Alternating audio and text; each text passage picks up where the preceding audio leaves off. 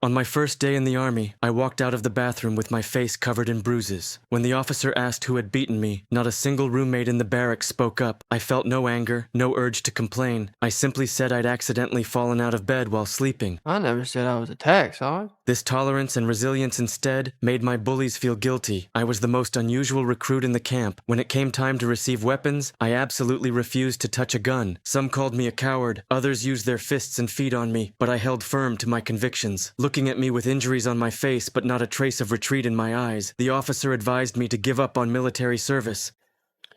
Let's go. I got extra guard duty today, and I'm on KP this morning, so can't. My fellow soldiers couldn't understand why I was so stubborn. What they didn't know was that I, the one they called a coward, would single-handedly save 75 lives on a brutal battlefield. I never fired a single shot, yet I was braver than any soldier carrying a gun. The reason I was so stubborn, preferring to be bullied rather than touch a weapon, stemmed from a childhood impulse. That day, while roughhousing with my brother, I impulsively grabbed a brick from the ground and hit him on the head. Watching my brother collapse unconscious, I stood frozen in shock. What started as brotherly play nearly caused irreversible damage because of my momentary impulse. Enormous fear and guilt flooded over me. I could have killed him. Yes, you could have. Murder, it's the worst sin of all. And to take another man's life, that is the most egregious sin in the Lord's sight. Nothing hurts his heart so much.